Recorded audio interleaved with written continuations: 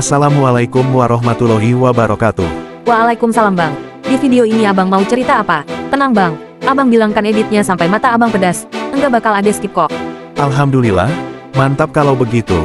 Kita cerita kisah Nabi Zulkifli saja ya. Ya udah bang, Ade siap dengerin sampai habis. Semoga yang like dan subscribe diberi kesehatan lahir batin, berkah rizki berkah umur. Amin ya robbal alamin. Tahukah kalian bahwa Nabi Zulkifli merupakan putra Nabi Ayub, dan nama asli Nabi Zulkifli adalah Basyar. Beliau tinggal di negeri Syam yang dipimpin oleh seorang raja yang sudah tua dan tidak memiliki keturunan nih. Nabi Zulkifli dikenal memiliki kesabaran yang sangat luar biasa. Beliau tak pernah marah, amanah, adil, dan teguh dalam pendirian yang diwarisi oleh sang ayah. Subhanallah, makom para nabi memanglah luar biasa din. Nama Nabi Zulkifli alaihi salam disebut dalam Al-Quran 2 kali coy. Pertama di surat Al-Anbiya, ayat 85. Dan ingatlah kisah Ismail, Idris dan Zulkifli, mereka semua termasuk orang-orang yang sabar. Dan juga di surat Shad ayat 48, dan ingatlah akan Ismail, Ilyasa, dan Zulkifli, semuanya termasuk orang-orang yang paling baik. Kedua surat itu adalah masuk kelompok surat-surat Makkiyah. Nabi Zulkifli besar di lingkungan raja yang sangat bijaksana. Sejak kecil, ia tidak pernah berdusta brai. Banyak masyarakat yang mengenalnya sebagai seorang yang berlaku baik kepada siapapun. Inilah yang membuat sikap dan pendiriannya tidak mudah goyah. Semoga kita semua bisa berperilaku demikian ya John. Seenggaknya dapat sedikitnya pun sudah alhamdulillah. Raja negeri Syam ternyata tidak punya keturunan, dan ketika sang raja merasa dirinya sudah tua, beliau segera mencari orang yang cocok untuk gantiin posisinya Dek. Dek kamu nyimak enggak ya, tumben kagak rewel. Nyimak kok bang, terusin aja ceritanya, mumpung adek betah. Sang raja berjanji akan menyerahkan kekuasaan kepada siapa saja yang mau bertanggung jawab menjalankan amanah umat dan orang-orang yang bertakwa kepada Allah.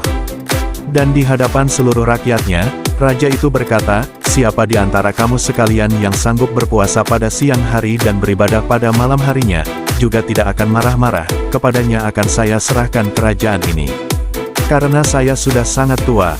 Lalu berdirilah seorang pria gagah yang bernama Basyar alias Nabi Zulkifli, seraya berkata hamba sanggup tuan. Akhirnya beliau diangkat sebagai raja untuk menggantikan raja negeri Syam yang sudah tua.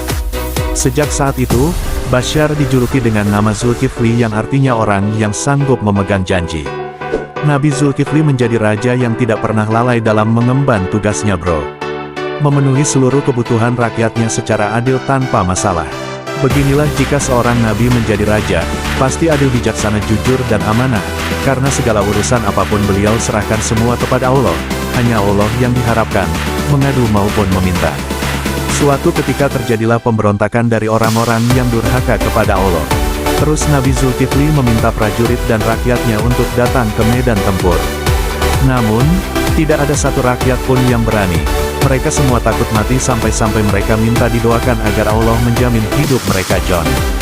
Lalu Nabi Zulkifli pun berdoa kepada Allah sehingga kemenangan diperoleh tanpa satu nyawa pun melayang. Subhanallah. Dan pernah dikisahkan ketika iblis ingin menggoda beliau agar lalai dalam mengemban tugasnya. Dasar iblis, gak henti-henti menggoda manusia. Semoga kita semua dalam lindungan Allah. Amin. Yang namanya juga iblis, memang suka ngerjain dan menyesatkan manusia tugasnya deh.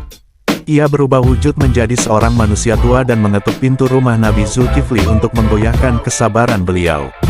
Tok tok tok permisi, lalu Nabi Zulkifli membuka pintunya dan berkata, siapa Anda? Iblis pun menjawab, hamba musafir, semua barang kepunyaan hamba dirampok orang, balas iblis yang menyamar tersebut. Dengan rasa iba, Nabi Zulkifli meminta iblis yang menyamar tersebut datang besok hari ke kerajaannya. Namun, yang ditunggu tak kunjung datang, padahal Nabi Zulkifli sudah meluangkan waktu untuk membantu iblis yang menyamar itu. Iblis tersebut sengaja tidak menepati janji untuk menguji kesabaran Nabi Zulkifli. Nabi Zulkifli yang tidak tahan dengan rasa ngantuknya kemudian memilih beristirahat. Ia menitip pesan kepada keluarganya agar ia tidak dibangunkan saat sedang istirahat jika ada yang datang mencarinya. Iblis itu kembali menjelma menjadi pria tua, datang dan mengetuk rumah Nabi Zulkifli. Akan tetapi, keluarga beliau melarangnya karena permintaan dari Nabi Zulkifli sendiri. Tidak terima atas penolakan, iblis yang menyamar itu pun masuk melalui lubang di dinding rumah. Dia membangunkan Nabi Zulkifli yang sedang tertidur pulas seraya berkata, "Lihatlah dari mana aku datang." Menyadari bahwa pintu rumahnya terkunci, tetapi bapak tua tersebut tetap bisa masuk, Nabi Zulkifli pun berseru, "Kau musuh Allah?" Iblis itu pun menjawab, "Benar, kau telah membuatku putus asa untuk menggodamu. Maka kulakukan perbuatan yang kau saksikan sendiri agar kau marah." Namun Nabi Zulkifli tidak marah sedikitpun dengan apa yang dilakukan oleh iblis tersebut. Subhanallah, sifat sabar yang dimiliki Nabi Zulkifli alaihi salam, sangat patut untuk dijadikan teladan untuk kita semua baik dalam beribadah maupun bersosialisasi dengan orang lain. Semoga kita semua diberikan kesabaran seperti para anbiya Allah dan para auliyanya. Amin ya robbal alamin. Dan semoga tercurahkan sholawat serta salam kepada baginda Rasulullah Shallallahu Alaihi Wasallam. Bila ada salah kata atau penyampaian yang kurang berkenan di hati, saya minta maaf. Billahi taufik wal hidayah. Assalamualaikum warahmatullahi wabarakatuh.